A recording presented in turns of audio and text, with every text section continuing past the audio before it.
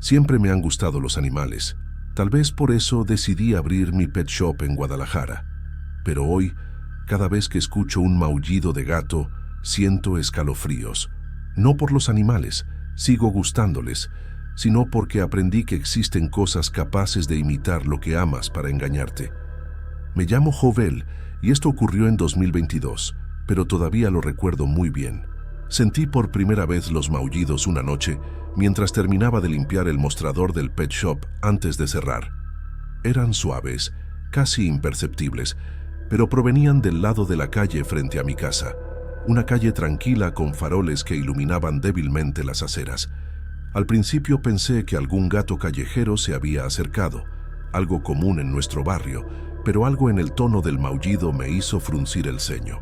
No era un maullido normal, parecía insistente, como si estuviera llamando mi atención. Al entrar a la casa, Banda, mi hija, me preguntó si había traído algún animal nuevo, pero negué con un gesto. No quería alarmarla, aunque por dentro sentía un escalofrío recorriéndome la espalda. Observé por la ventana de la sala y no vi nada más que las sombras de los árboles meciéndose con la brisa nocturna. Aún así, los maullidos continuaban y parecían acercarse cada vez más a la puerta principal. Aquella noche dormí inquieto. Cada crujido de la casa me hacía despertar y sentía que algo invisible me observaba mientras caminaba por la cocina para dejar la taza de café en el fregadero.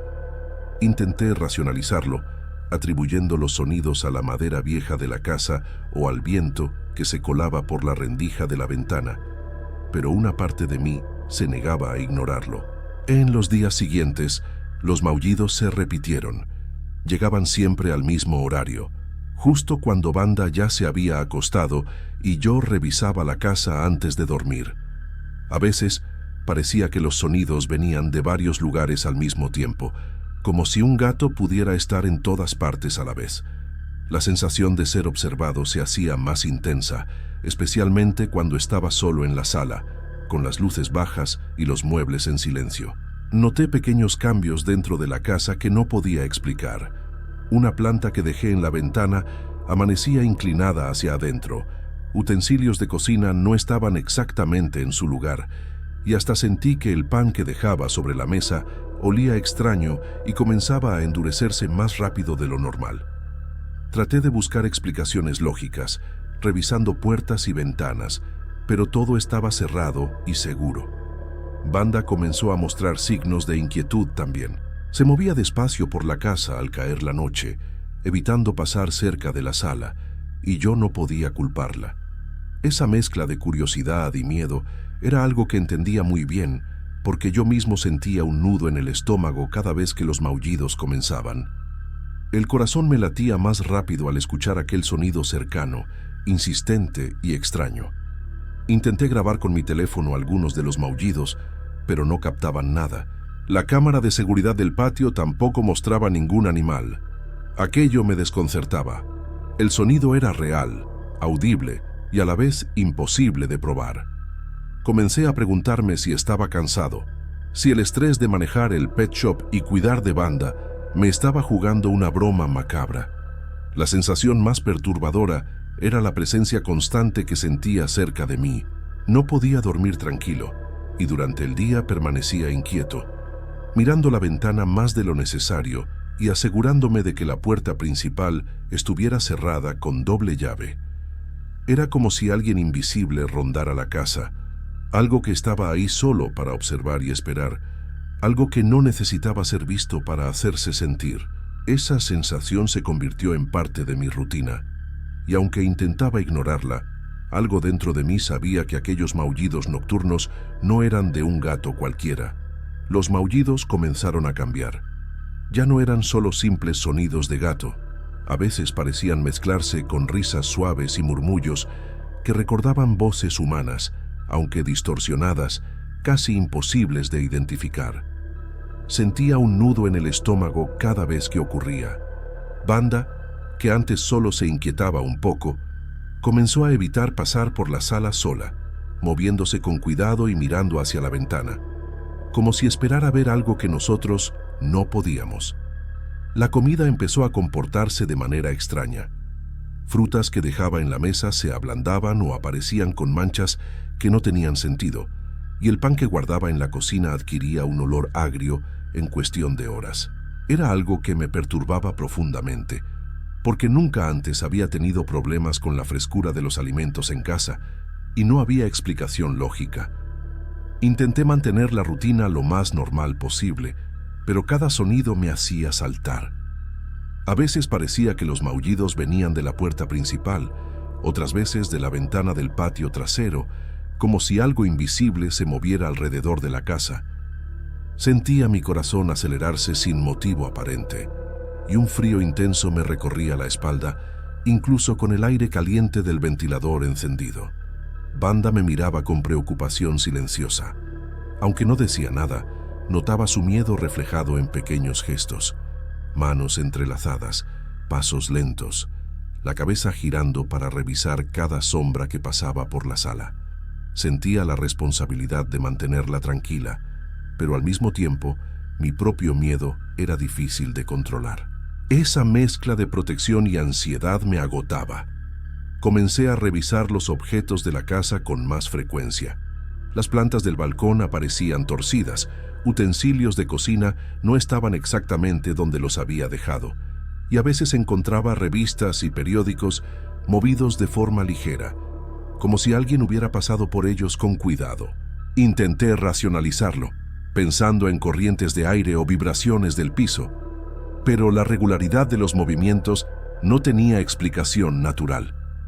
Durante algunas noches, intenté grabar los maullidos con el teléfono y con cámaras improvisadas, pero no captaba nada extraño. Los sonidos continuaban, siempre audibles para nosotros, pero invisibles para cualquier registro. Esa contradicción me inquietaba cada vez más. Podía escuchar algo, sentirlo cerca, pero nunca verlo. Era como si algo jugara con mi percepción, acercándose y alejándose a voluntad. La sensación de ser observado se intensificaba. Caminaba por la casa con los sentidos alerta, imaginando que cualquier sombra podría estar viva, que cada crujido de la madera era una señal de la presencia que nos rondaba. Las noches se volvieron más largas y pesadas. Incluso el mínimo ruido de la calle me hacía girar la cabeza con alarma. La idea de que algo invisible nos acechara se convertía en una realidad innegable en mi mente. Sentí que nuestra casa ya no era solo un refugio, se había transformado en un espacio donde lo inexplicable podía tocarlo todo. Nuestras comidas, nuestros movimientos, incluso nuestra tranquilidad. Wanda y yo compartíamos silencios cargados de miedo, miradas que decían más que cualquier palabra. Sabíamos que algo estaba allí, algo que no podía ser domesticado ni confrontado, y esa certeza nos mantenía alerta, tensos, siempre esperando el próximo sonido que no podríamos ignorar.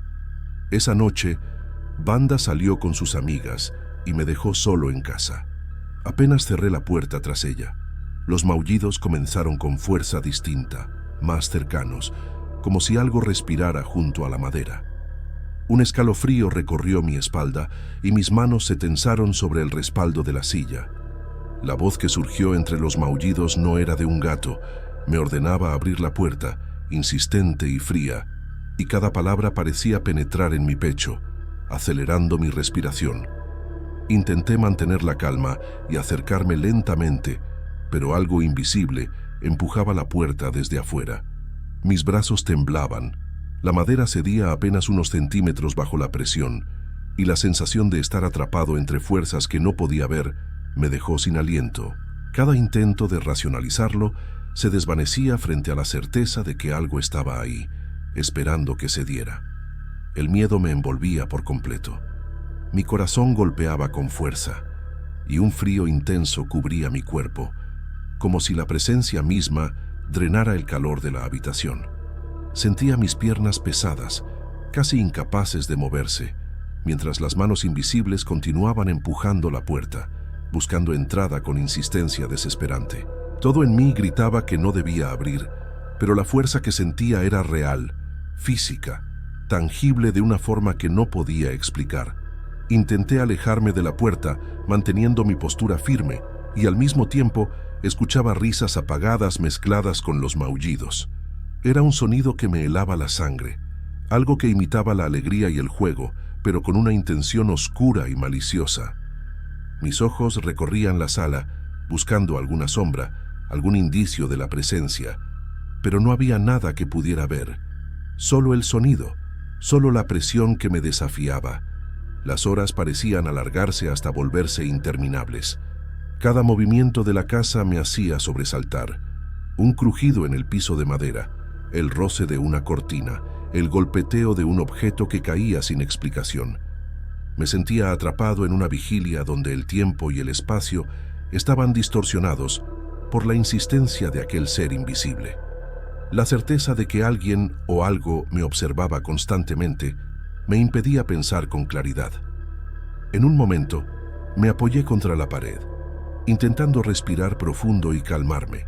La voz continuaba, mezclándose con maullidos agudos y risas que parecían provenir de todas partes al mismo tiempo.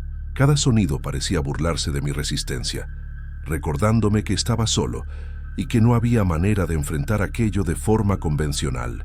Sentía una tensión que me dejaba paralizado, con el sudor recorriendo mi frente, mientras mis dedos se aferraban a los muebles como único ancla de realidad. Cuando finalmente la voz y los maullidos disminuyeron con los primeros rayos de la mañana, permanecí sentado en la sala, temblando y exhausto.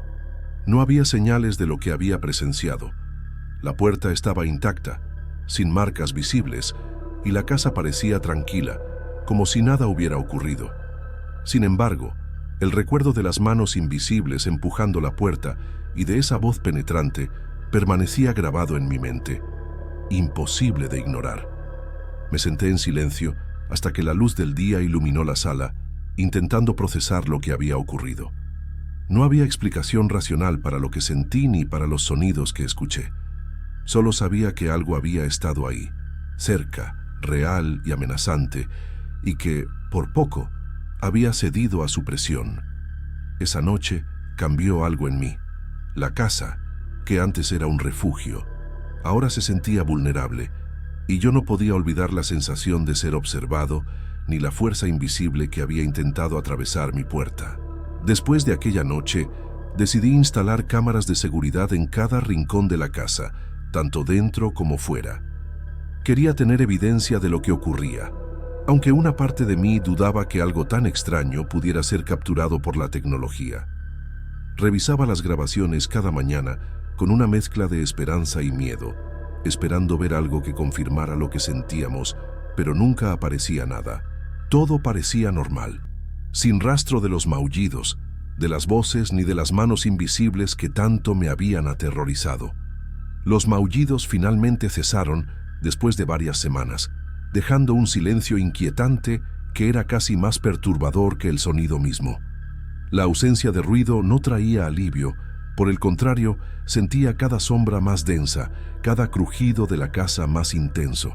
Wanda caminaba con cautela, aún mirando detrás de las puertas y ventanas, y yo mantenía la costumbre de revisar cada cerradura antes de acostarme, como si la vigilancia constante pudiera protegernos de algo que no veíamos. A veces percibía la misma sensación de ser observado que había experimentado al inicio. Caminaba por la casa y sentía una presencia invisible siguiendo mis movimientos, sin hacer ruido, pero firme en su intención. Era un recordatorio silencioso de que aquello que habíamos enfrentado no había desaparecido por completo, solo se había vuelto más sutil, más difícil de detectar.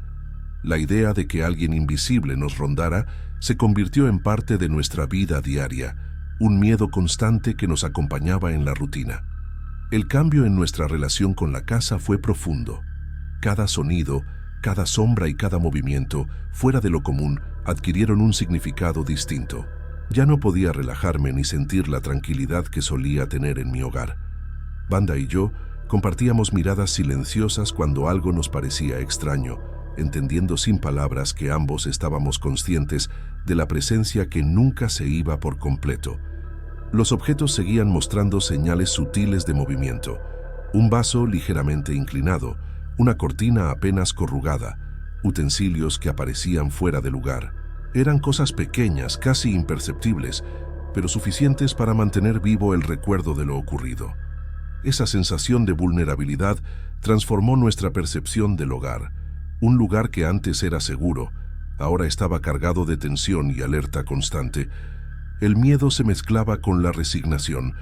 Sabíamos que no había manera de enfrentar directamente aquello ni de comprobarlo con pruebas tangibles. Cada noche era un acto de paciencia y resistencia, tratando de ignorar los pequeños signos y mantener la calma, aunque la mente insistiera en anticipar cada sonido extraño. Aprendí a vivir con la incertidumbre, con el recuerdo de la fuerza invisible y de los maullidos que desafiaban toda explicación racional. A pesar de todo, seguíamos con nuestra vida. Banda iba al salón, yo atendía el pet shop y la casa parecía funcionar normalmente para quien la visitara. Sin embargo, en el fondo, ambos sabíamos que aquello que nos había aterrorizado seguía ahí, acechando de forma silenciosa, observando desde la sombra, esperando quizá otro descuido para volver a hacerse presente. La normalidad era solo aparente, un frágil equilibrio entre miedo y rutina. Incluso ahora, al recordar esos meses, siento un escalofrío recorrerme. La casa guarda recuerdos invisibles, como si el espacio mismo hubiera absorbido la presencia que nos visitó. No hay respuestas, no hay evidencia tangible, solo la certeza de que algo estuvo allí, algo capaz de imitar lo que más amamos para perturbarnos. Y aunque los maullidos se detuvieron, la sensación de ser observado sigue conmigo, recordándome que algunas presencias no se van, solo aprenden a esconderse mejor.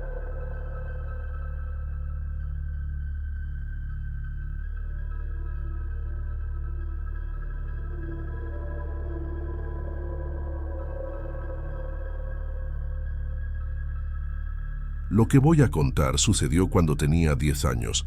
Me llamo Morena y fui una niña común, tan común que había olvidado esta historia. Pero recientemente algo ocurrió que lo trajo todo a la memoria. Por eso, decidí que necesito contarlo, además de que nadie nunca me creyó antes. Quién sabe, tal vez ahora alguien sí lo haga. Cuando tenía 10 años, mi mundo giraba alrededor de mi pequeña habitación en Guadalajara, llena de juguetes y recuerdos de mi infancia. Entre todos ellos, había uno que destacaba más que los demás.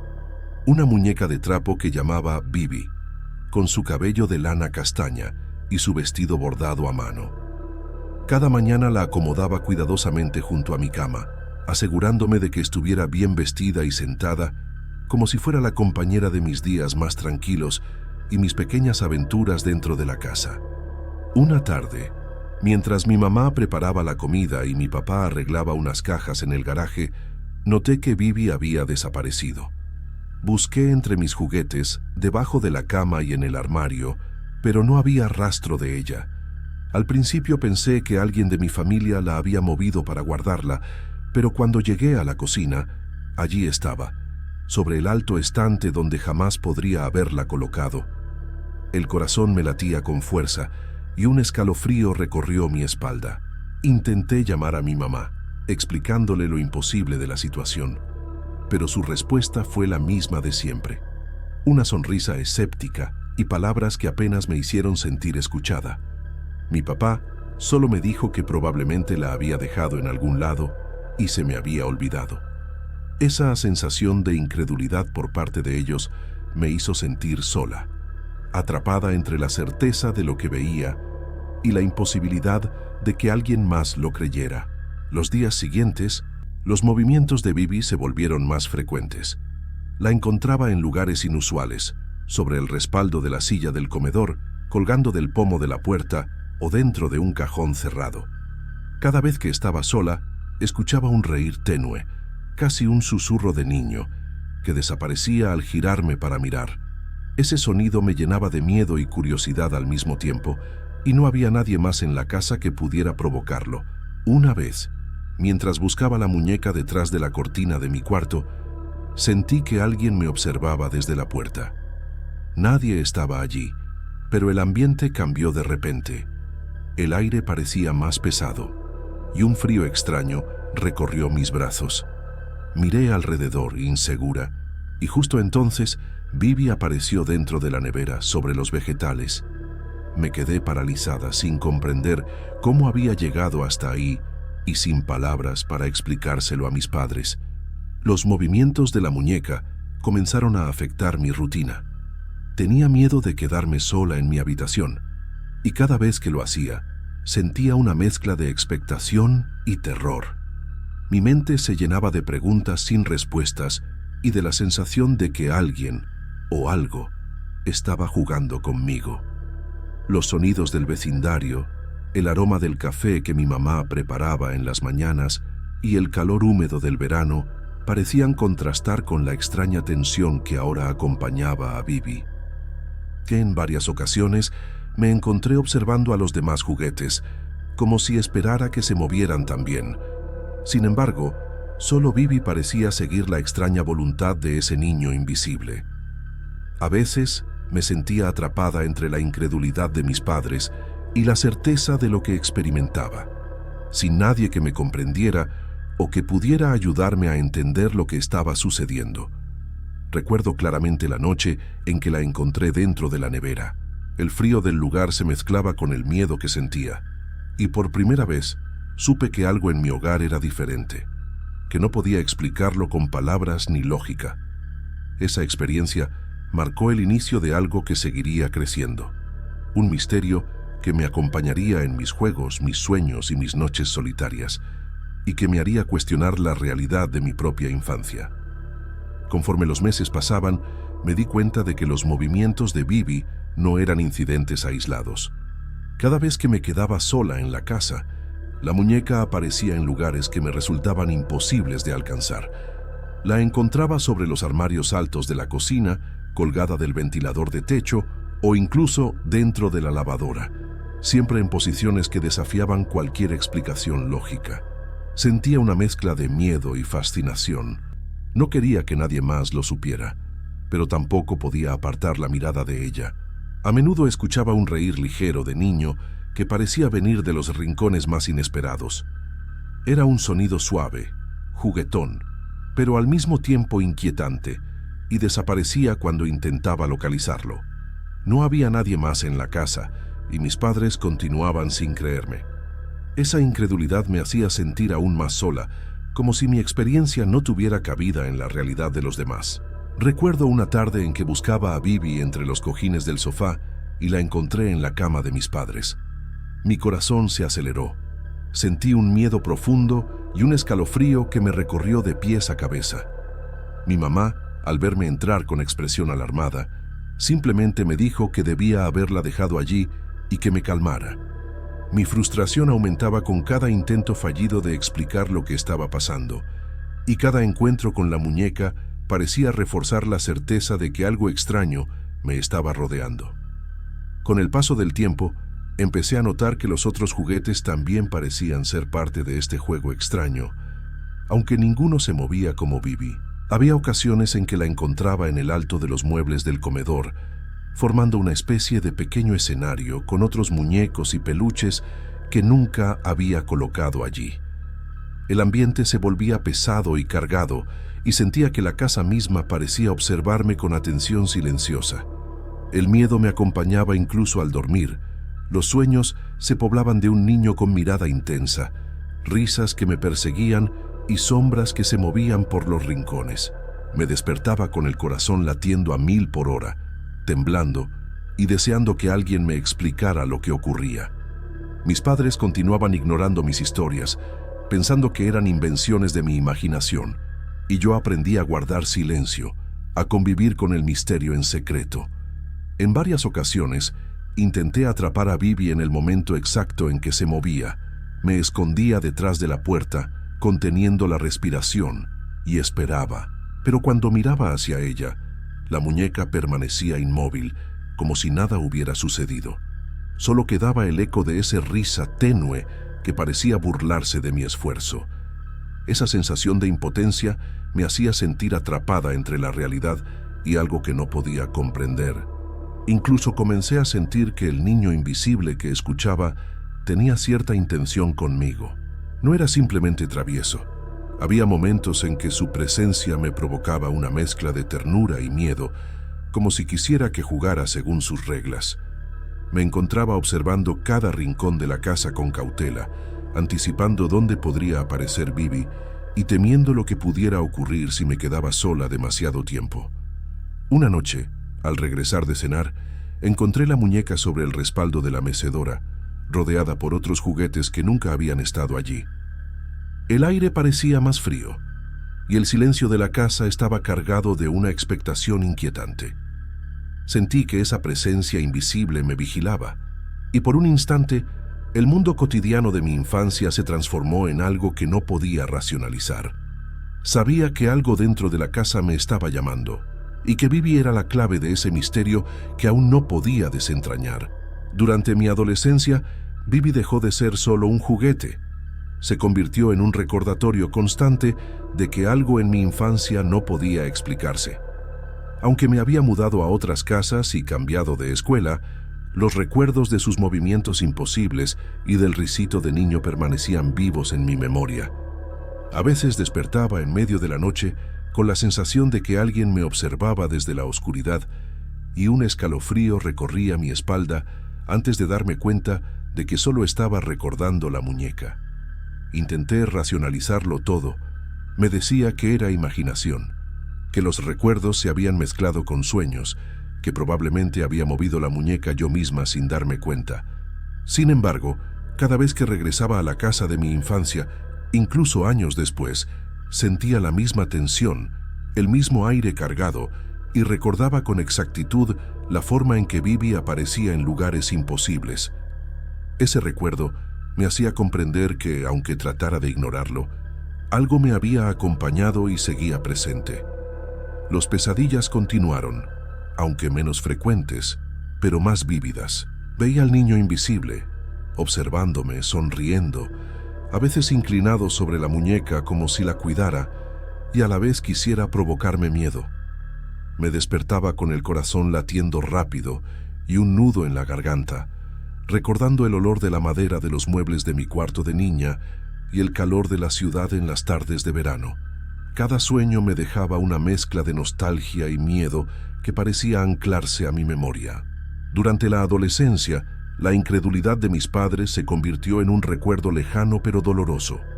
Sentía frustración al pensar que nadie me creería, que la experiencia más extraña de mi vida quedaría relegada al silencio. Aprendí a guardar mis emociones y a convivir con la incertidumbre, mientras Bibi seguía siendo un símbolo de aquello que no podía explicar ni compartir. Al comenzar mi vida adulta, me concentré en estudiar y en construir mi independencia.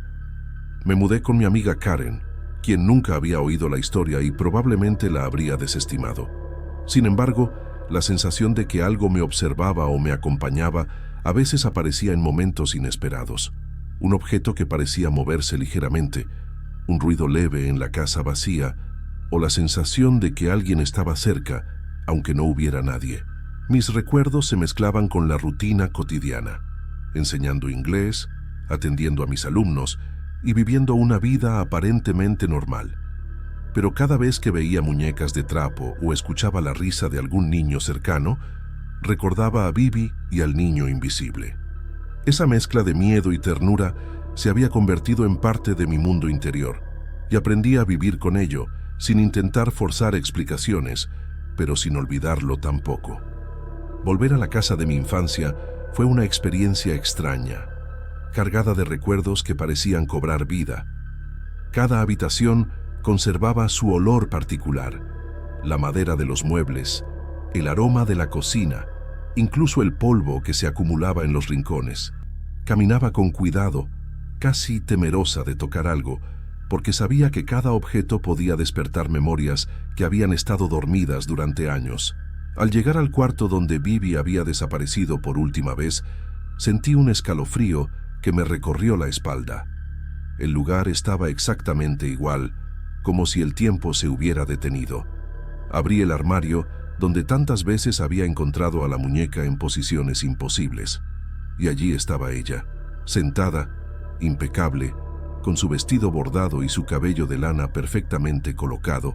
Un instante de reconocimiento me llenó de una emoción profunda, mezcla de miedo, nostalgia y alivio.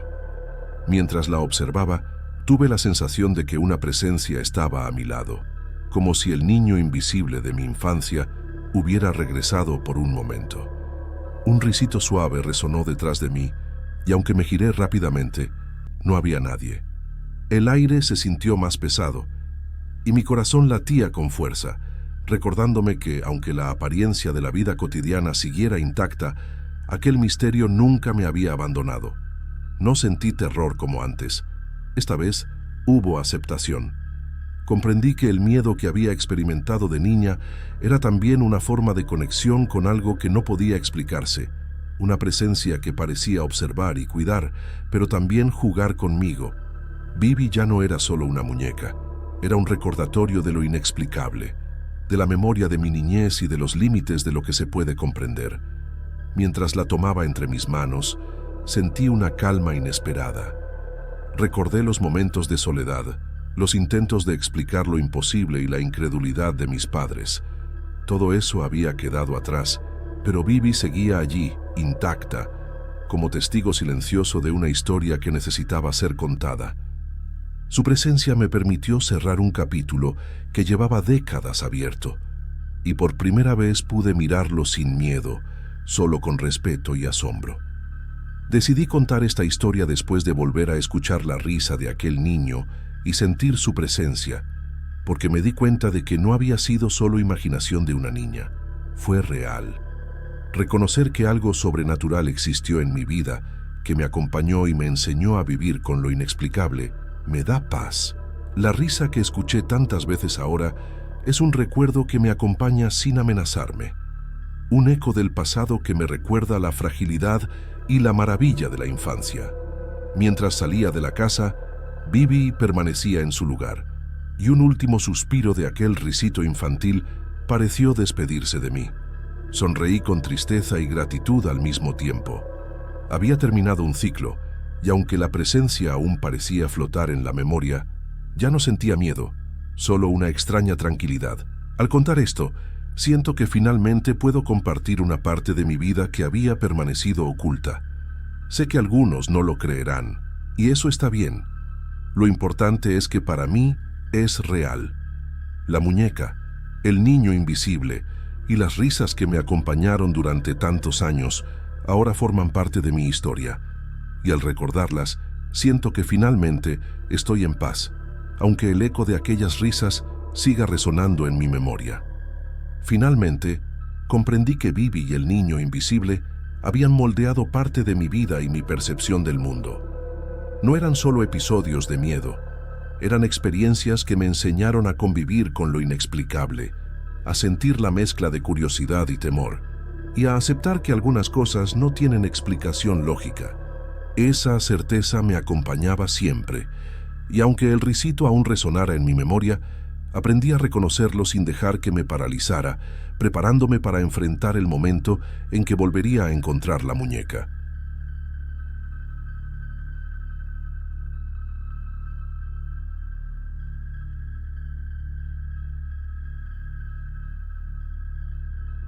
Buenas noches, me llamo Arsenio.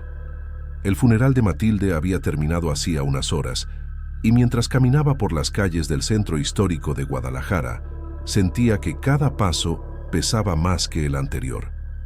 La ciudad seguía su ritmo habitual, con vendedores ambulantes y el rumor lejano de campanas, pero para mí todo parecía apagado, como si el mundo se hubiera detenido junto con su partida. Al llegar a nuestro apartamento, la puerta crujió de manera que no recordaba en años, y un olor a flores marchitas me golpeó antes de siquiera entrar. Eran las mismas flores que habían acompañado su velorio, un recuerdo que invadía mi pecho con punzadas de tristeza. Entrar al apartamento fue como atravesar un umbral hacia un vacío tangible. Cada objeto parecía más pequeño, cada sombra más profunda. La rutina de la casa, que antes me resultaba reconfortante, ahora me resultaba extraña y ajena. Me encontré caminando por la sala sin mirar, casi esperando que algo inesperado sucediera, aunque aún no entendía qué. Un leve crujido en el piso de madera me hizo girar la cabeza. Nada estaba allí, pero sentí que alguien me observaba. Durante los primeros días Traté de mantenerme ocupado. Preparaba café como lo hacía Matilde, movía papeles, limpiaba sin ningún motivo real. Sin embargo, cada vez que pasaba por un rincón oscuro, tenía la sensación de que un par de ojos seguían mis movimientos. No podía ver a nadie, solo una sombra ligera que desaparecía cuando intentaba enfocarla. Intenté convencerme de que eran efectos del cansancio y la falta de sueño, pero el sentimiento de ser observado se intensificaba sin razón aparente. Las noches eran las más difíciles. El apartamento, antes lleno de conversaciones y risas, se había convertido en un espacio silencioso y pesado. Cada puerta que se cerraba sola, cada ventana que crujía con la brisa, me hacía detenerme y contener la respiración. Me sentaba en la sala y me decía que era absurdo, que solo el luto me hacía imaginar cosas, pero incluso mientras me decía esto, un frío recorriendo la espalda me decía lo contrario. Empecé a visitar el cementerio cada semana. Necesitaba sentirme cerca de Matilde, hablar con ella en silencio y observar su tumba, cuidando que las flores permanecieran frescas. Cada regreso al apartamento traía consigo una sensación extraña, como si algo me siguiera desde los caminos de piedra hasta la puerta de mi casa. No había explicaciones lógicas para ello, solo un peso constante que me recordaba que no estaba solo. A veces notaba pequeños detalles, una cortina que se movía sin viento, un objeto ligeramente fuera de lugar, un susurro casi imperceptible en los rincones. No me asustaba de inmediato, pero la repetición me hizo sentir que la presencia era consciente de cada uno de mis movimientos. Me cuestionaba si era el luto, el cansancio o simplemente mi mente intentando llenar el vacío que Matilde había dejado. Una tarde, mientras organizaba unos libros que había heredado de la tienda familiar, sentí de nuevo aquella mirada. Esta vez era más definida, una silueta de un hombre joven, inmóvil, observándome desde la penumbra de la sala. No podía ver su rostro claramente, pero había algo en la postura que transmitía soledad y expectación. El miedo se mezcló con una curiosidad que no podía explicar, un deseo de entender quién era y qué quería. Esa primera semana terminó con un silencio inquietante. Cada paso que daba, cada gesto cotidiano, llevaba consigo la sensación de que alguien más estaba presente. No había palabras, ni voces, solo la certeza de que no estaba completamente solo. Sentí que algo había cambiado en mi hogar y en mí mismo, y aunque no sabía cómo enfrentar esa presencia, una parte de mí quería observarla, entenderla, antes de que desapareciera o se hiciera más insistente. La sensación de que no estaba solo se hizo más constante, como un hilo invisible que me seguía a cada movimiento dentro del apartamento. Cada paso que daba por la cocina o la sala parecía provocar un eco que no pertenecía al suelo ni a mis propios pies. Empecé a sentir que la presencia no solo me observaba, sino que se movía en sincronía conmigo, silenciosa, como si imitara mis rutinas sin intención de revelar su existencia. Los sueños comenzaron a ser más vívidos, perturbadores de una manera que me dejaba temblando al despertar. En ellos, el joven fantasma me llamaba por mi nombre, con un llanto suave pero desgarrador, repitiendo que nadie se acordaba de él. Su rostro estaba borroso, pero su desesperación era clara y tangible. Al abrir los ojos, todavía sentía la presión de su mirada, una mezcla de pena y acusación silenciosa que me hacía cuestionar la realidad de todo. Durante el día, pequeños ruidos me alertaban. Pasos ligeros que aparecían detrás de mí, un roce apenas audible cuando pasaba junto a un mueble, o un suspiro que parecía provenir de las paredes mismas. Intenté racionalizarlo, pensando que el apartamento tenía su propia vida. Madera vieja que crujía, corrientes de aire, pero la persistencia de estos eventos empezaba a romper cualquier explicación lógica. La visita semanal al cementerio se volvió un momento de tensión emocional. Mientras caminaba por los senderos de piedra hacia la tumba de Matilde, sentía que alguien me seguía, invisible entre los árboles secos y las flores marchitas. Cada tumba cercana parecía observarme también, y el aire se cargaba de una mezcla de humedad, tierra y flores de velorio que me recordaba la fragilidad de la vida y la soledad de los muertos olvidados. Un día, Reparé en un detalle que no había notado antes. Junto a la tumba de Matilde había un espacio vacío con tierra fresca y flores que nadie cuidaba. Era un joven, aparentemente desconocido, cuya presencia no atraía visitas ni memoria de familiares. Sentí un escalofrío recorrerme la espalda, como si todo lo que había percibido hasta ese momento cobrara sentido, pero aún incompleto, dejándome atrapado entre el miedo y la curiosidad. Cada vez que regresaba al apartamento después de estas visitas, la sensación de compañía se intensificaba. La silueta aparecía más definida en los rincones y su observación parecía más paciente, expectante, como esperando que yo comprendiera algo que no estaba en mis manos entender. Intentaba distraerme con tareas o revisar papeles de la tienda familiar, pero incluso entre números y cuentas, sentía que no estaba solo. Empecé a notar que algunos objetos pequeños se movían. Un libro cambiado de lugar, una flor caída que antes estaba en el jarrón, una silla ligeramente girada. No podía atribuirlo a mi propia distracción, y tampoco había señales de otra persona entrando. La incertidumbre me hacía vigilar cada sombra, cada reflejo, temiendo ver algo que no supiera explicar. La tensión era silenciosa, constante, y me mantenía en un estado de alerta emocional agotador. Antes de dormir, a veces me sentaba frente a la ventana, mirando la calle iluminada por la luz amarilla de los faroles. Pensaba en Matilde, en el joven desconocido, en mi propia soledad. La mezcla de tristeza, culpa y miedo comenzaba a dejar cicatrices en mi mente. Sentía que no podía escapar de esa presencia, que se había convertido en un compañero invisible de mis días y mis noches, y aunque no podía comprenderlo del todo, algo dentro de mí sabía que debía prestar atención, observar y respetar aquello que pedía ser recordado. La tormenta llegó sin aviso, llenando Guadalajara de un rugido constante de truenos y relámpagos que iluminaban las calles mojadas.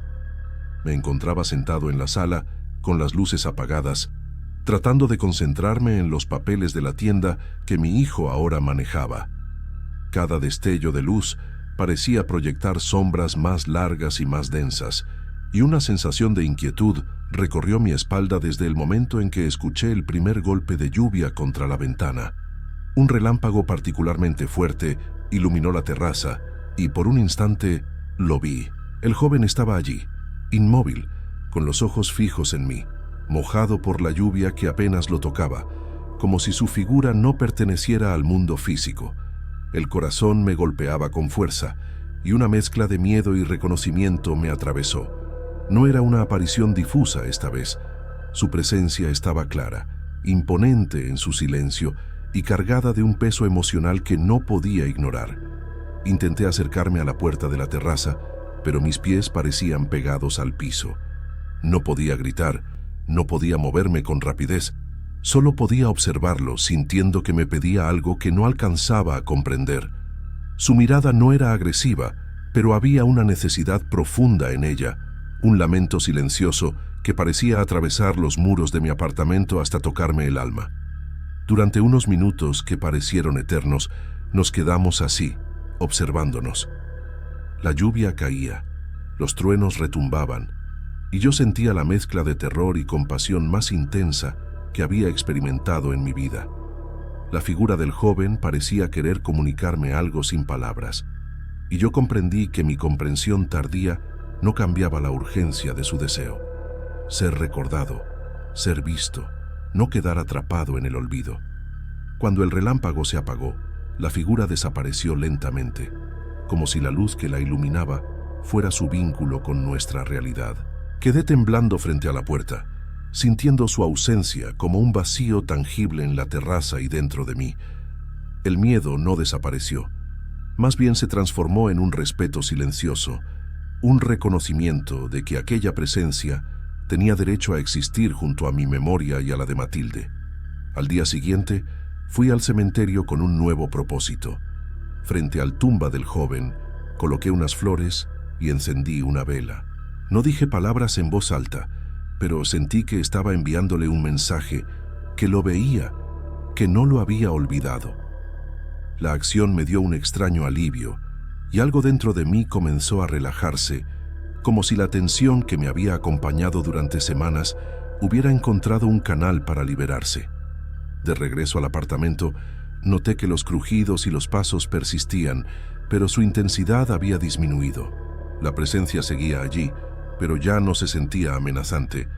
Ahora parecía una sombra silenciosa que observaba, acompañando mis rutinas sin interrumpirlas. Había aprendido a coexistir con esa compañía invisible, y la sensación de estar acompañado dejó de ser aterradora para convertirse en un recordatorio constante de lo que había sucedido y de la soledad que ambos compartíamos. Los días fueron adquiriendo un ritmo distinto. Las sombras todavía me acompañaban, pero ya no me producían el mismo temor que antes. Cada objeto en su lugar, cada crujido de la madera, parecía formar parte de un diálogo silencioso que mantenía con aquella presencia. Comprendí que no podía eliminarla, pero podía reconocerla, aceptar su existencia junto a mi propia rutina y a los recuerdos de Matilde. Las visitas al cementerio se volvieron un ritual más consciente. Frente al joven desconocido, colocaba flores frescas y encendía velas con cuidado, observando cómo la luz parpadeante se reflejaba en la lápida húmeda por la lluvia reciente. En esos momentos sentía que le ofrecía un poco de memoria, un gesto que aliviaba su soledad y, de manera inesperada, también la mía. La conexión no necesitaba palabras, el respeto mutuo era suficiente. Dentro del apartamento, los movimientos y sonidos que antes me perturbaban ahora se integraban en la cotidianidad. Sabía que la presencia estaba allí, pero ya no había alarma, solo un reconocimiento silencioso de que compartíamos el mismo espacio. Me sentía menos solo, aunque el vacío de Matilde seguía presente, más suave, acompañado por la sombra que parecía observar sin juzgar. Al sentarme a mirar la ciudad desde mi ventana, recordaba los momentos de Matilde y los de aquel joven desconocido, entrelazados en una sensación de melancolía serena. Su presencia ya no me perseguía. Me recordaba que algunas almas buscan solamente ser recordadas, y que mi atención podía ofrecerles un lugar en la memoria de los vivos, aunque no pudiera devolverles la vida. Con el tiempo, noté cambios en mí mismo. La angustia que antes sentía al entrar al apartamento se transformó en paciencia y atención a los detalles. Cada sonido, cada sombra, cada aroma a flores marchitas se convirtió en un recordatorio de que la vida continúa incluso entre pérdidas. La presencia del joven era un espejo silencioso de la fragilidad humana y de la necesidad de recordar a aquellos que dejamos atrás. Las noches eran más tranquilas. Los sueños con el joven y sus lamentos disminuyeron en intensidad. Ya no me despertaban con pánico, sino con una sensación de que la memoria podía ser un puente entre mundos. Me permitía descansar, aunque nunca del todo, consciente de que él seguía allí, observando, acompañado por la certeza de que alguien lo recordaba. La relación con la presencia se volvió parte de mi existencia diaria. Cada gesto, cada visita al cementerio y cada pequeño ritual de flores y velas era un acto de respeto que fortalecía la conexión silenciosa. Comprendí que no todo en la vida tiene explicación, pero la aceptación y el cuidado pueden transformar la angustia en paz, aunque sea parcial.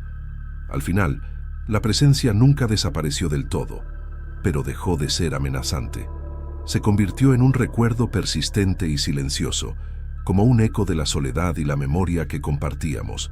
La ciudad seguía su ritmo, la tienda seguía en manos de mi hijo, y yo aprendí a vivir con aquella compañía invisible, llevando conmigo la certeza de que algunas almas necesitan ser recordadas y que reconocerlas es, en sí mismo, un acto de humanidad.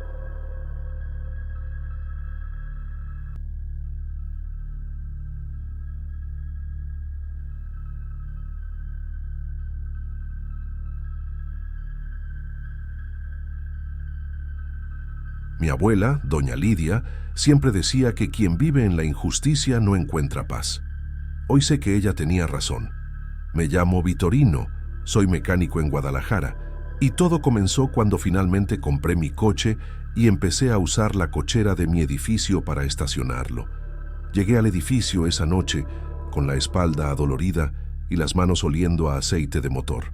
Había terminado un turno largo en la mecánica, revisando transmisiones y limpiando herramientas, y lo único que deseaba era guardar el coche y subir a mi apartamento a descansar. La puerta de la cochera se abrió lentamente con ese chirrido antiguo que siempre me había molestado, pero que ahora me parecía demasiado intenso, como si el mismo metal respirara. Al bajar la rampa, un olor extraño me golpeó. Gasolina mezclada con algo rancio, como carne vieja. Fruncí el ceño y miré alrededor, pensando que alguien habría derramado combustible, pero no había señal de nadie más. El coche estaba ahí, exactamente donde lo había dejado, pero la sensación de que algo no estaba bien se me metió en la piel.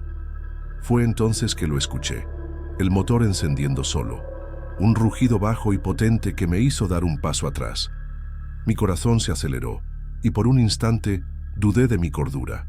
Revisé los cables y la llave, pero todo parecía normal. No era la primera vez que algún vehículo del edificio tenía fallas eléctricas, así que traté de convencerme de que eso era todo. Sin embargo, mientras me acercaba al coche, percibí algo más inquietante. Las herramientas que había dejado en la bandeja del maletero, pequeños destornilladores y llaves inglesas, habían desaparecido. Me quedé inmóvil, intentando recordar si las había guardado en otro lugar, pero no. Un frío incómodo recorrió mi espalda y una sensación de vigilancia se instaló en la cochera. Intenté ignorarlo y subí al coche, girando la llave y escuchando el motor en silencio, sin encender. Miré los espejos, las sombras proyectadas por los tubos de luz amarilla, y un estremecimiento recorrió mis brazos. Cada sonido, incluso el más mínimo roce de metal, me hacía sobresaltar, y empecé a notar detalles que antes pasaban desapercibidos. Marcas en el piso de neumáticos, manchas oscuras en las paredes, humedad acumulada en las esquinas. Durante los días siguientes, cada vez que bajaba a la cochera, algo me hacía dudar de mi juicio. El coche parecía moverse ligeramente, como si alguien lo empujara con cuidado, y el olor a combustible rancio se intensificaba sin explicación. Había aprendido a mirar siempre hacia atrás, a escuchar los ecos de mis propios pasos y a contener la respiración al abrir la puerta del apartamento. Me preguntaba si era paranoia. Quizá el estrés del trabajo, la soledad y las noches largas habían creado imágenes en mi cabeza.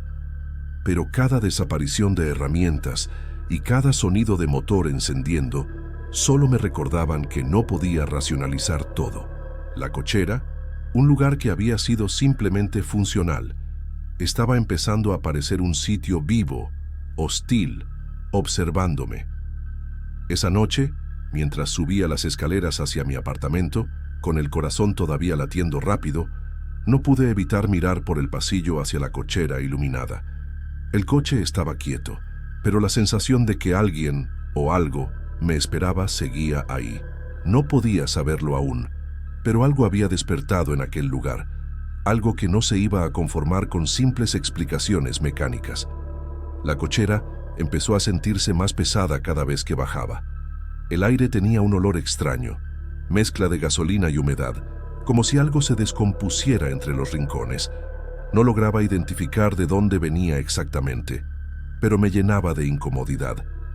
Cada paso que daba sobre el concreto frío resonaba demasiado fuerte y sentía que las paredes mismas me observaban. Una mañana noté que mi coche no estaba exactamente en el lugar donde lo había dejado. Había girado unos centímetros, apenas perceptible, pero suficiente para que mi estómago se encogiera. Revisé el volante, el freno de mano y todo parecía normal, pero no podía quitarme de la cabeza que no lo había movido yo. El miedo se mezclaba con la incredulidad y no sabía si reírme de mí mismo o salir corriendo de ahí. Pequeñas herramientas que solía dejar dentro del coche o en la bandeja de atrás comenzaron a desaparecer sin explicación. Primero fueron un par de llaves, luego unos destornilladores y finalmente incluso un par de guantes de mecánico. Cada vez que verificaba, Sentía un nudo en el pecho. Me preguntaba si alguien entraba a la cochera cuando no miraba, pero no había señales de robo, ni huellas nuevas, ni cerraduras forzadas. Los ruidos también se intensificaron. El chirrido metálico de los carros, el roce de neumáticos sobre el concreto, golpes débiles y constantes, como si alguien caminara entre los autos pero sin pisar el piso. Mis manos empezaron a sudar mientras buscaba explicaciones lógicas, pero ninguna parecía encajar. Cada sonido se sentía demasiado cercano, demasiado personal. En varias ocasiones, mientras limpiaba mi coche, sentí corrientes de aire que movían las puertas o las llaves colgadas y a veces una sombra fugaz detrás de mí. Me volví más cauteloso. Bajaba solo cuando era necesario y evitaba mirar demasiado los rincones oscuros.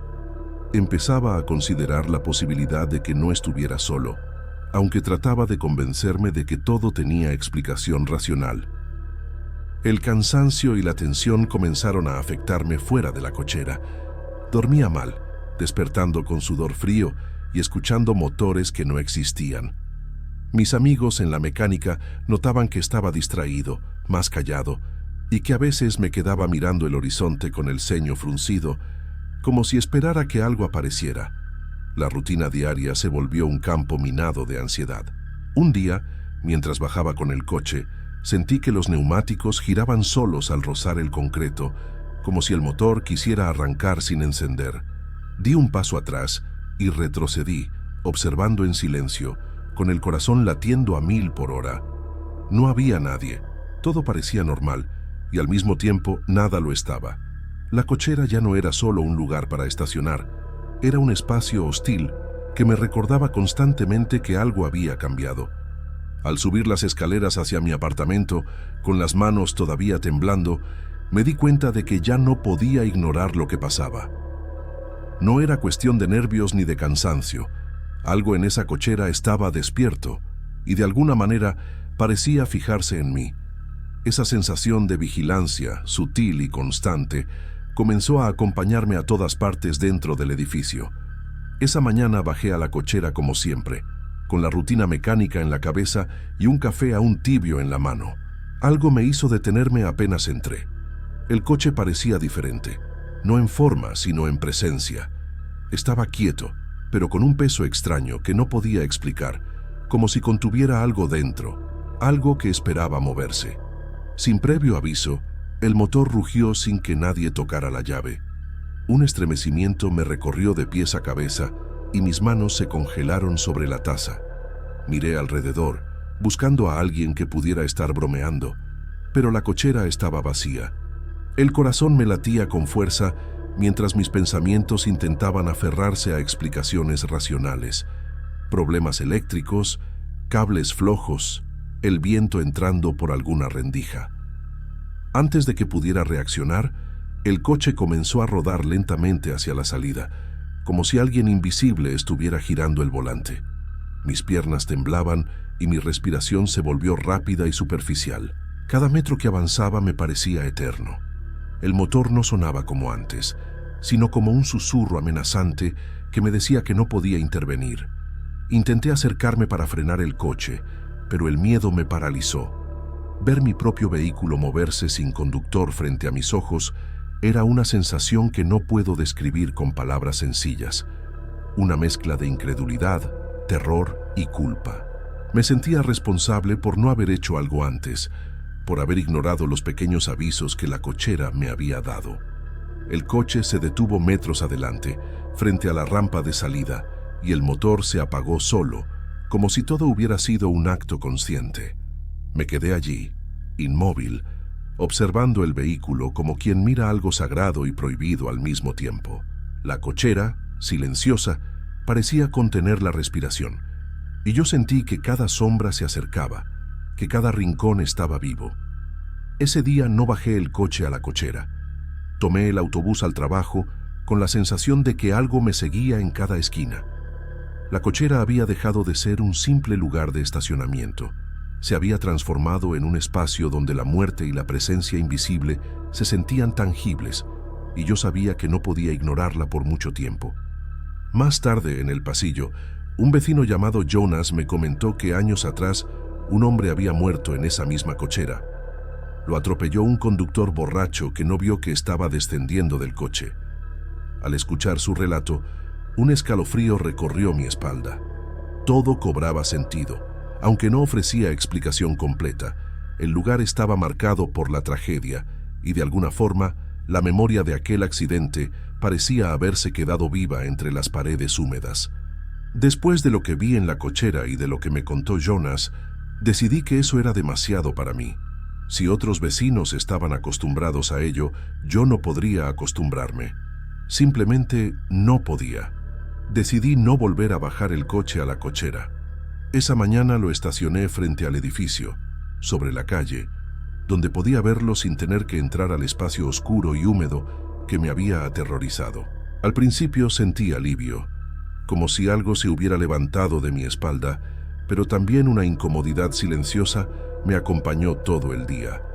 Los ruidos extraños y los objetos desaparecidos cesaron inmediatamente. No había más chirridos, ni aroma a combustible rancio, ni movimientos inexplicables. Aún así, cada vez que miraba la cochera desde la ventana del edificio, el miedo regresaba, como si el lugar estuviera esperando a que yo cediera y volviera a estacionar el coche dentro. Algunos vecinos comenzaron a compartir sus propios relatos, cosas que habían visto o escuchado durante años: motores encendiendo solos, sombras entre los autos, herramientas que desaparecían sin razón. Cada historia reforzaba la idea de que la cochera tenía su propia historia, marcada por tragedia y presencia invisible, pero nadie podía explicarlo de manera racional. Pasé varias noches sin dormir completamente, pensando en aquel accidente que Jonas me había contado. La imagen del hombre atropellado y de cómo su recuerdo parecía habitar cada rincón de la cochera se me quedó grabada. La sensación de que un lugar puede retener la memoria de la muerte y proyectarla sobre los vivos se volvió imposible de ignorar. Aprendí a vivir con esa decisión. Mi rutina cambió. Subía y bajaba por la calle, cargando mis herramientas y objetos personales en el coche sin entrar a la cochera. Cada paso hacia la calle era un recordatorio de que había elegido la seguridad sobre la comodidad, pero también de que había aceptado que no todo en la vida puede explicarse. Aún así, nunca pude mirar la cochera con normalidad. Cuando pasaba frente a ella, sentía un peso en el pecho, un frío que recorría mi espalda. Era como si la presencia que habitaba ese espacio me observara constantemente, vigilando, recordándome que había algo más allí, más allá de lo que los ojos podían ver.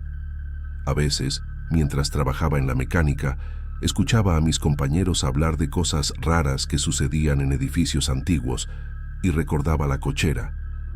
Comprendí que esos lugares tienen su propia historia y que aunque los vivos no la entiendan del todo, los ecos de tragedias pasadas pueden permanecer, invisibles pero palpables, durante años. Hoy mi coche sigue estacionado frente al edificio y los fenómenos cesaron con él afuera. Pero sé que la cochera sigue allí, húmeda y silenciosa, esperando al próximo que no sepa respetar su memoria. La experiencia me enseñó que algunos lugares no son solo de paso. Pueden guardar dolor y miedo y recordarnos, de manera sutil o evidente, que la muerte y lo inexplicable pueden permanecer muy cerca de nosotros.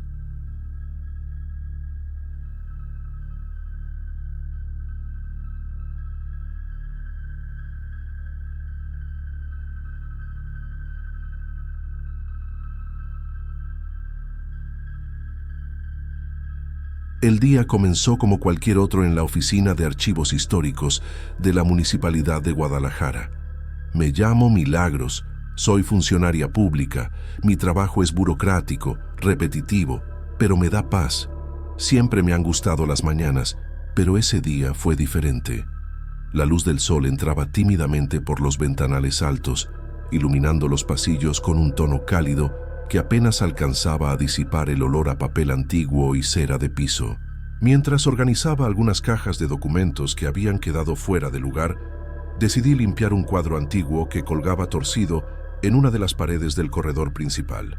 Era un retrato de un político del siglo XIX, con uniforme oscuro y mirada severa, típico de la época.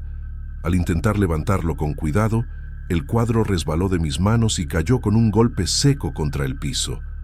Un estallido metálico resonó en los pasillos vacíos, haciendo que mi corazón se acelerara y un escalofrío recorriera mi espalda.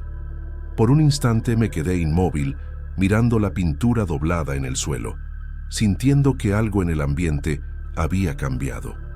Fue entonces cuando escuché los primeros pasos, suaves, medidos, que parecían venir desde el final del corredor.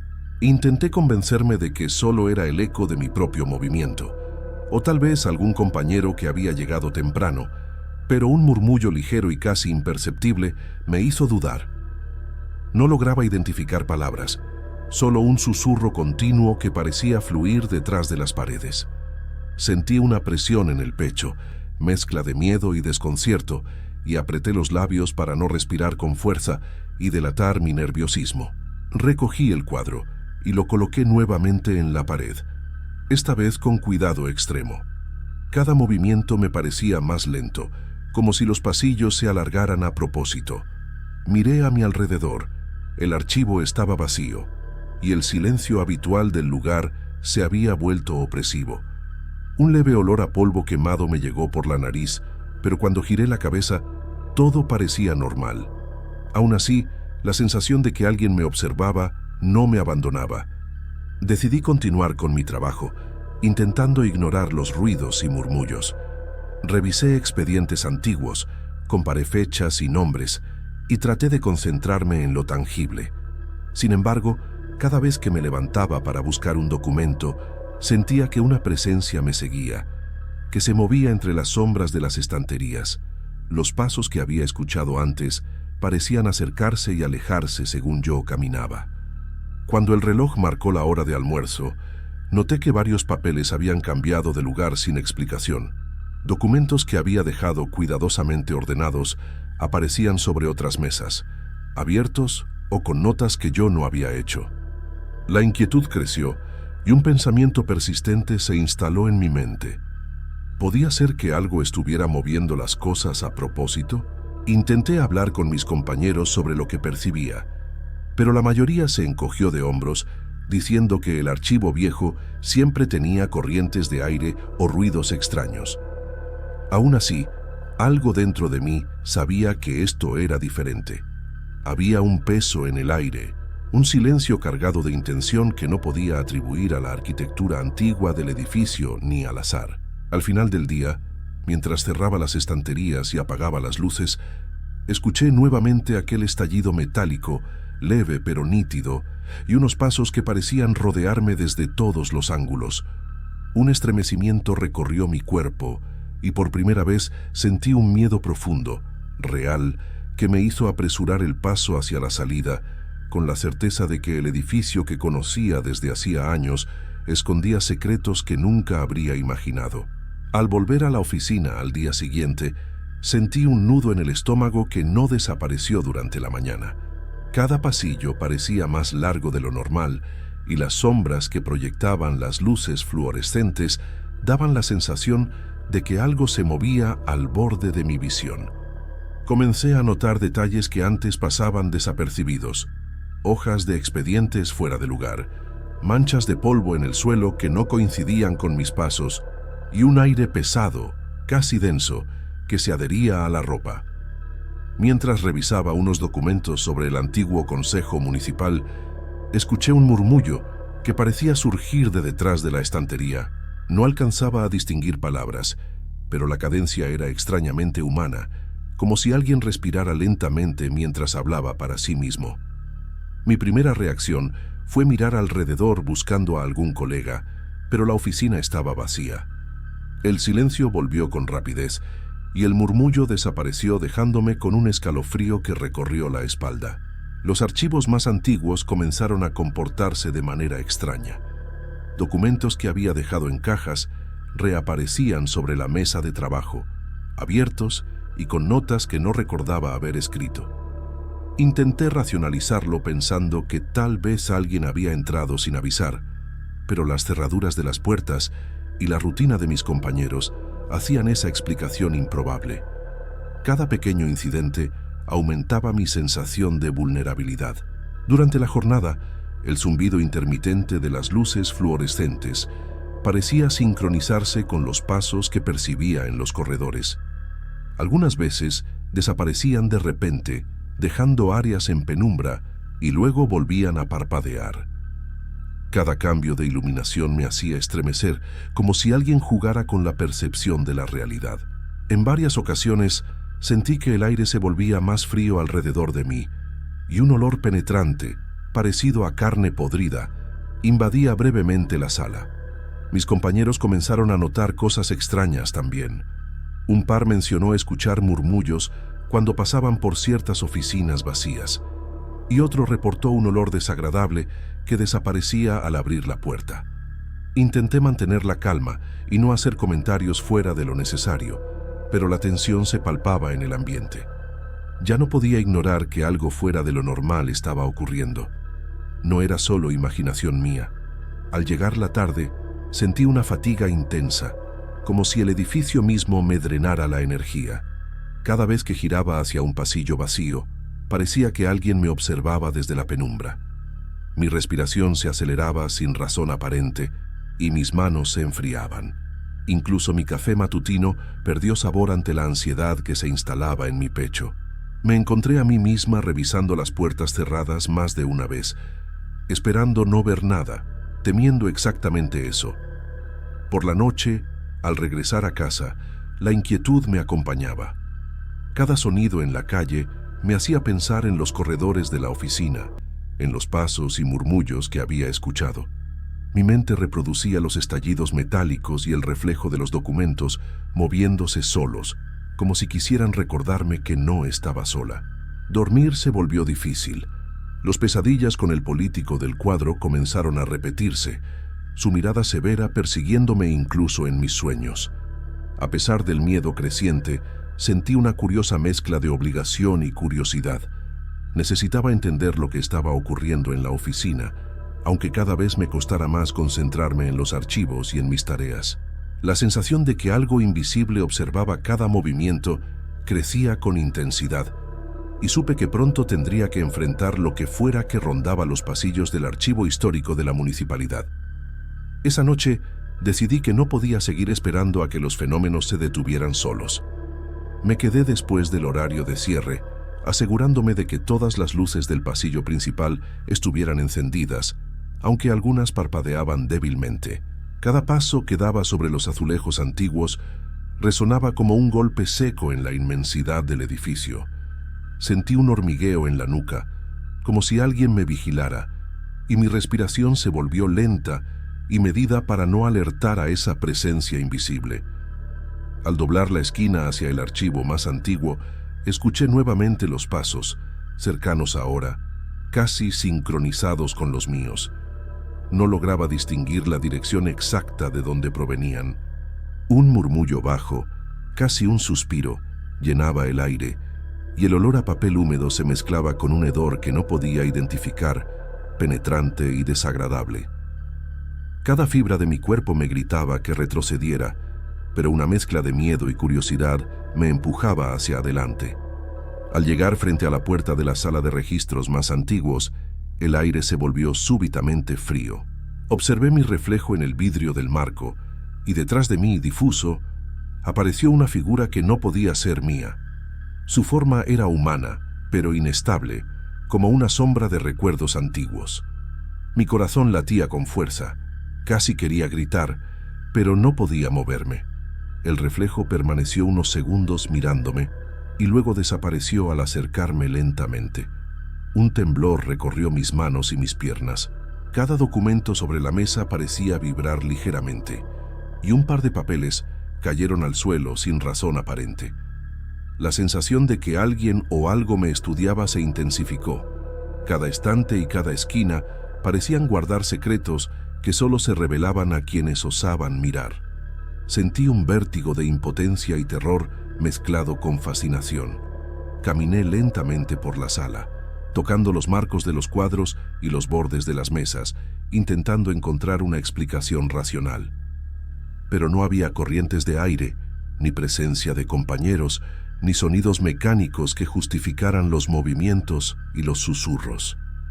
La idea de que el político del cuadro estuviera ligado a todo aquello comenzó a instalarse en mi mente, como si su memoria persistiera más allá de la pintura, observando todo lo que pasaba en su antiguo dominio. Cada paso que daba me acercaba más al pasillo donde había ocurrido el estallido metálico la primera vez. Sentí una presión en el pecho que dificultaba mi respiración, y mis pies parecían pesar el doble. Un par de documentos se levantaron de las mesas como empujados por un soplo invisible, y tuve que sostenerme de la pared para no perder el equilibrio. La realidad parecía oscilar entre lo tangible y lo imposible, y cada instante me resultaba insoportable.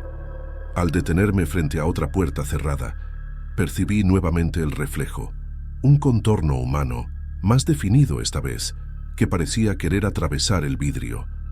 Mi corazón se aceleró y la adrenalina me recorrió de pies a cabeza. La sombra se desvaneció cuando me acerqué, dejando solo el silencio absoluto y el olor leve a humedad y podredumbre que se disipaba lentamente. Finalmente, me obligué a salir de la sala y cerrar la puerta tras de mí. El edificio estaba en completo silencio otra vez, pero sabía que lo que había visto no podía explicarse. La sensación de ser observada no desapareció. Más bien, se volvió más aguda, más persistente. Esa noche entendí que los corredores antiguos de la municipalidad guardaban algo que no quería ser perturbado, y que yo había cruzado un límite del que no podría retroceder fácilmente. Al día siguiente, la rutina de la oficina parecía normal, pero yo no podía quitarme de encima la sensación de vigilancia constante. Pero, sin previo aviso, alguien retiró el cuadro antiguo del pasillo principal y lo colocó en un área de almacenamiento restringido. Nadie ofreció explicaciones, y cuando pregunté, la respuesta fue un encogimiento de hombros acompañado de un silencio incómodo. Ese gesto me hizo comprender que, aunque el cuadro ya no estuviera a la vista, lo que había acontecido no podía olvidarse tan fácilmente. La sensación de que algo permanecía latente en el edificio se intensificó, como si el retrato hubiera sido solo un foco que concentraba la atención de aquello que me observaba. Los días siguientes transcurrieron con normalidad aparente, aunque yo me mantenía alerta. Evitaba pasar por los corredores más antiguos y trataba de organizar mi trabajo en áreas bien iluminadas y concurridas. Mis compañeros parecían aliviados, o al menos más tranquilos, pero yo seguía notando pequeños indicios. Un susurro lejano al abrir una puerta, un olor extraño que desaparecía cuando alguien más entraba, un papel que parecía haber cambiado de lugar solo. Cada detalle reforzaba la certeza de que la presencia aún podía acechar. Decidí entonces documentar todo en un cuaderno, anotando fechas, horarios y cada detalle que pudiera recordar: ruidos, olores, movimientos de documentos, sensaciones físicas. Escribir me ayudaba a organizar la mente y a sentir que mantenía cierto control sobre lo que ocurría, aunque nunca dejé de sentir un respeto profundo por lo que había experimentado. Cada página era un recordatorio de que la historia del edificio y de aquel político seguía viva de maneras que no podía comprender del todo. El cuadro permaneció en almacenamiento seguro, apartado de la vista de todos. Nadie lo mencionaba, y, aunque los fenómenos disminuyeron, yo sabía que la presencia seguía allí, observando desde la sombra de la historia que guardamos y de los recuerdos que no pueden borrarse. La experiencia me cambió. Aprendí a respetar los espacios antiguos y las memorias que contienen, porque algunos secretos no deben ser perturbados. Aún ahora, cuando paso frente a los corredores donde todo ocurrió, siento un peso sutil en el aire, como si alguien me recordara su existencia. No hay ruidos ni luces parpadeantes, pero la sensación persiste, silenciosa y firme. Comprendí que ciertos lugares guardan fragmentos del pasado que sobreviven a la lógica y al tiempo, y que la vigilancia puede permanecer invisible para quienes se atreven a cruzar sus umbrales.